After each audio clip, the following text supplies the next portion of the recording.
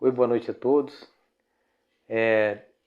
Vamos continuar com aquela conversa sobre as questões assim das eleições.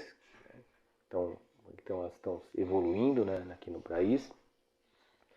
E ainda a gente pode até colocar um paralelo aí nas questões das narrativas bolsonaristas, parte 3, vamos dizer assim, porque é o que está acontecendo atualmente.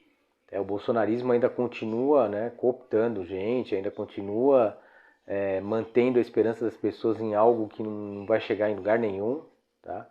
Eles costumam até ameaçar, falar que o Lula não vai subir rampa, que tem gente do GSI, que tem gente dos militares, que tem militar na rua, eles só colocando falsas esperanças no povo, o povo mais simples, mais humilde. Tá? E isso é um crime, pessoal. É um crime. Eles estão colocando esse pessoal nas trincheiras aí praticamente, né? Na porta dos quartéis lá, dando a cara a tapa, né? Debaixo de enchente, debaixo de chuva, né? Expondo crianças, né?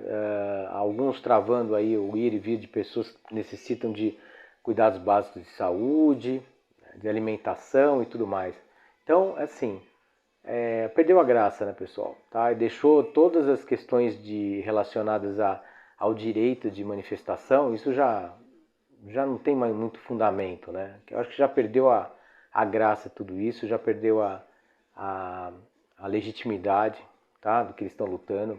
Que primeiro eles estavam lutando por um presidente, um cara que ainda é presidente do Brasil, mas simplesmente abandonou o brasileiro, abandonou o povo brasileiro. E todas as últimas ações que ele tem tomado é só para num nível de para prejudicar o próximo governo. As últimas ações que foram tomadas foram só para prejudicar o próximo governo, só isso.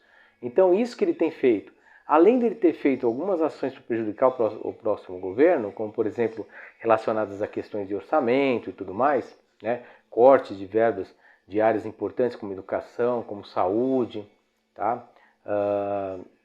De prejudicado o relacionamento tanto do executivo com o legislativo, no caso das emendas de relator, coisas que ele falou, o Bolsonaro disse que não tinha qualquer, né, gerência sobre aquilo, qualquer controle sobre aquilo, e ele mentiu mais uma vez. Quer dizer, o bolsonarismo é incapaz, e tem a cara de pau, os bolsonaristas, de não aceitarem que ele mentiu, né, que ele teria todo o controle nas questões das emendas do orçamento secreto, que o que é o orçamento secreto? As emendas de relator, só que com o segredo garantido de onde está sendo usada essa verba.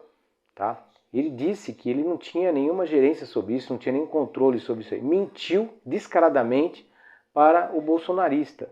E eles ainda se justificam para tentar ainda livrar a cara do Bolsonaro. Quer dizer, é uma coisa assim totalmente sem fundamento, né, pessoal? Já chega assim a ser agora aquela história da síndrome de Estocolmo, né? Que na verdade eles estão assim apaixonados pelo explorador delas. Essas são pessoas que estão apaixonadas pelo explorador, são dominadas e ainda estão amando essa dominação. Então, é uma coisa que já perdeu a graça, né? Já não tem mais fundamento nenhum. Porque se você ainda estivesse falando que se trata de algo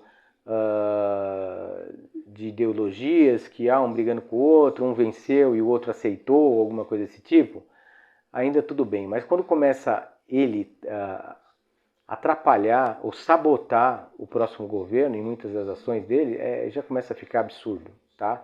É isso que ele tem feito. Além de ele ter feito isso, o que é pior para os bolsonaristas que ainda estão lá debaixo de enchente, na porta de quartel, ouvindo aqueles hinos ensurdecedores 24 horas por dia, aquelas loucuras, tá? E sendo bancado ainda sendo bancado por empresários e todo esse pessoal que tem interesse na mamata que eles conseguiram com o governo Bolsonaro, tá? O que eles têm feito? Eles estão apoiando um cara que não está nem um pouquinho preocupado com o povo nenhum. Tá? O Bolsonaro, além daquelas ações que eu falei de sabotagem do próximo governo, o que ele está preocupado? Ele está preocupado com a própria pele. Então ele ter feito agora, foi procurar o Lula para fazer o quê? Uma negociação em relação ao teto do estouro, para poder o quê? Não ter problema com relação a quebra do orçamento para o próximo ano, ou não ser responsabilizado por isso, não ter uma responsabilidade sobre essa questão. Quer dizer, ele está querendo se livrar, não está nem aí para povo nenhum, para patriota nenhuma, para pátria nenhuma, não está preocupado com nada disso, pessoal. Aliás, ele nunca esteve preocupado com nada disso, tá? É engano de vocês achar isso. É engano de vocês achar que esse homem é um revolucionário, ou que ele quer quebrar o sistema. Ele é a pior demonstração do sistema, é ele. Ele é a pior demonstração do sistema. Então, além dessas questões que eu falei, ele está preocupado o quê? Com fazer negociação sobre aquilo que é importante para ele. O quê? A aposentadoria dele, que acabaram de definir agora, hoje, tá? A aposentadoria de 30 e poucos mil, 30 mil, sei lá o quê, mais um pouco que ele ganha lá como militar, ele acumula isso. Tá? E mais aquilo que já tinha negociado junto com o corrupto, chamado Valdemar da Costa Neto, bandido, tá? Então, quer dizer, ele negociou com bandido, até aquela tese do bolsonarismo que o Lula é isso, que o Lula é corrupto, não sei o quê, não faz o menor sentido, porque quem é corrupto de verdade é o Valdemar da Costa Neto, ao qual o Bolsonaro negociou, com o qual ele negociou o quê? Salário aí vitalício, partido, uma série de coisas para ser uma espécie de consultor especial, arrumar esse cabide para pendurar ele lá no partido, né? Tá? E aí,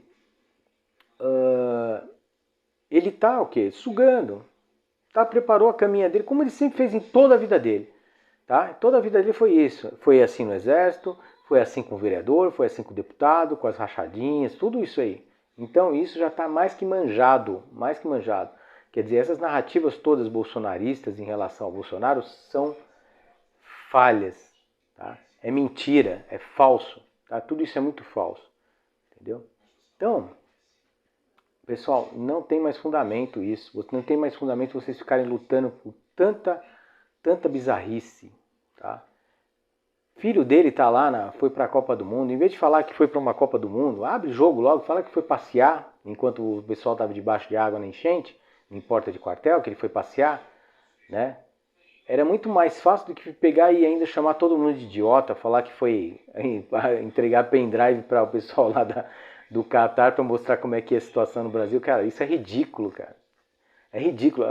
Isso é uma das coisas horríveis até de se ouvir, dar vergonha alheia, só de pensar isso, porque ele realmente chama o brasileiro de imbecil, né? Então não tem mais condição, tá bom? E era isso mais que eu ia falar hoje, tá? E o pessoal tem que assim pensar que não vai ter mais nenhuma ação de exército nenhum, não tem exército indo para fronteira nenhuma, não tem exército saindo, indo, fazendo, prendendo Alexandre de Moraes, não tem porcaria nenhuma disso aí. Tem um bando de perigosos que estão infiltrados no meio de muita gente inocente aí, que são capazes assim de ficarem fazendo as maiores atrocidades para tentar até evitar uma posse do Lula ou coisa desse tipo, tá? Isso sim, terrorista, tá bom? Mas o resto, ele vai subir a rampa sim, e vai ser presidente do Brasil para todo mundo, presidente do povo brasileiro. Tá? Um grande abraço para vocês. Tchau, tchau.